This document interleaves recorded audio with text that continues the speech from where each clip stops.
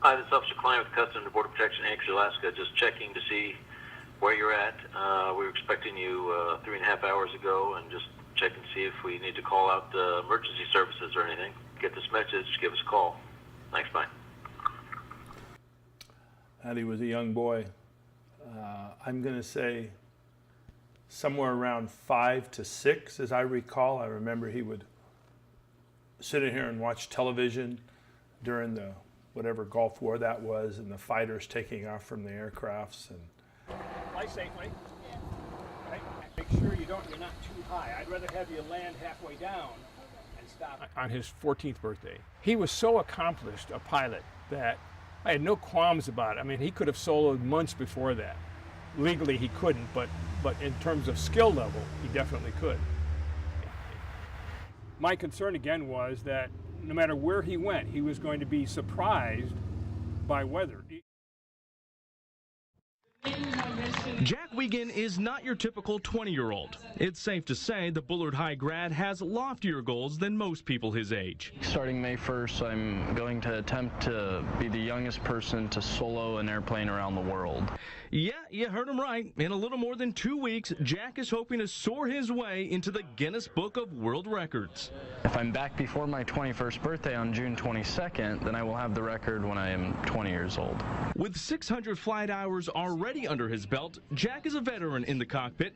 Jack says his parents are supportive of his record-breaking mission, even if it means he'll spend 40 to 50 days flying around the world by himself. It was one of those times when you think, oh gosh, did I do the right thing? Should I have let him do this? Because anything can happen up there. We were all pretty emotional when he left, just waving goodbye. I'll never forget that. Wiegand takes off from his home in Fresno May 2nd. His route, 21,000 nautical miles, over 12 countries. He must cross 3 oceans. Jack makes his first international crossing in Canada. Customs personnel greet him warmly. They know his story.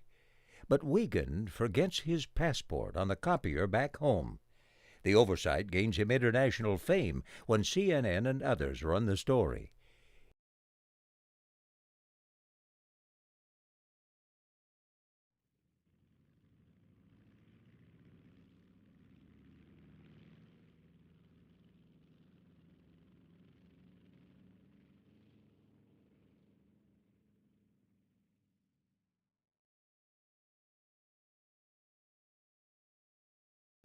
"150 miles from the Iran-Pakistan border, a plane begins to tail Jack, an unmarked F-18, with unknown intentions. Because Jack's international radio frequency doesn't work, he can't identify himself. His fate is in the hands of the fighter pilot. Eventually, the F-18 peels away. I guess I was as surprised as anyone when that jet intercepted him, because I don't know where it came from, and I don't think Jack knew where it came from either. 20 miles outside of Calcutta, Jack's GPS shows lightning. His fuel is minimal. He must continue.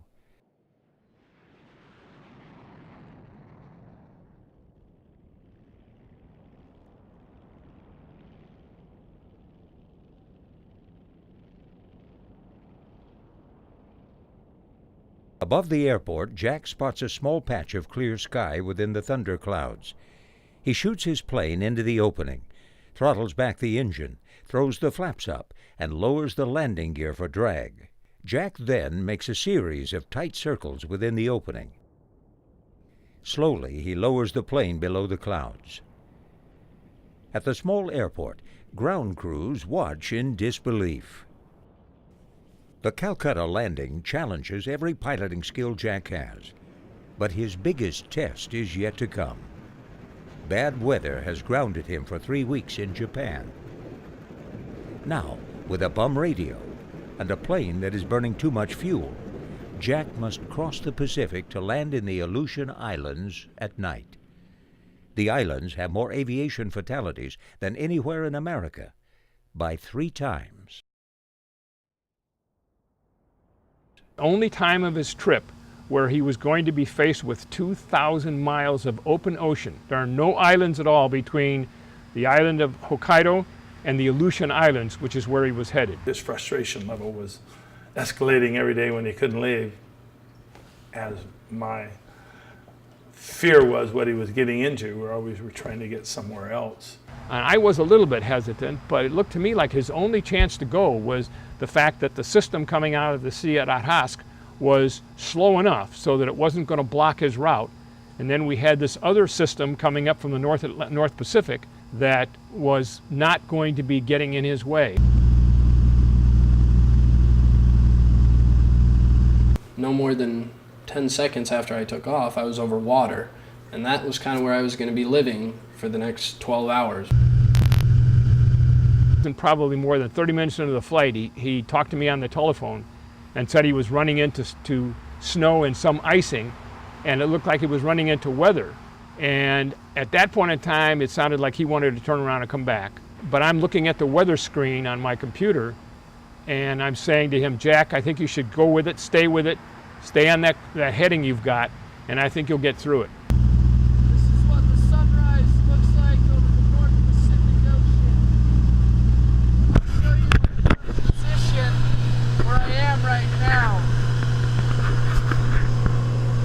You can see I'm more than halfway. This is the Kamchatka Peninsula. You go west here. This is Japan, where I came from. And I am crossing over the middle of nowhere right now in the ocean. It was a situation where he had just enough time to get between them, and because the two systems were rotating opposite one another, they provided a huge tailwind through this very narrow channel between the two systems, enough for him to launch himself through there. I really went right in between two very large storm systems, you know. Had I gone through any one of those storm systems, it could have been a much worse outcome. Without a tailwind, he would have been forced to land through the fog in Attu, and that would have been really, really dangerous. I knew that, okay, because I had these tailwinds that allowed me to go further, I have to take advantage of it, and I have to go on to Dutch Harbor. So I took another 3 hours and was able to make it to Dutch Harbor. I got to Dutch Harbor with, you know, only about 14 gallons of fuel left in the tank. You know, the plane holds 130. You talk about only having 14 gallons left. That's not very much. 14 gallons of fuel probably would have lasted me around an hour. But an hour to go where, you know? Right. Dutch Harbor was the only airport within a few hundred miles that had avgas, the kind of gas that I needed.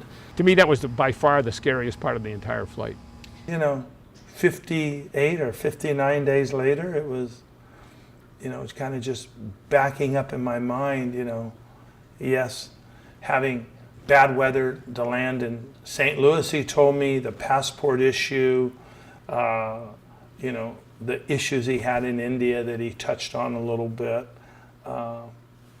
being intersected by the fighter F-18 or 15, whatever it was, over the Gulf was, you know, he's going to make it. He's going to get this done. During the entire flight, I would always kind of envision what it would be like to come back to Fresno.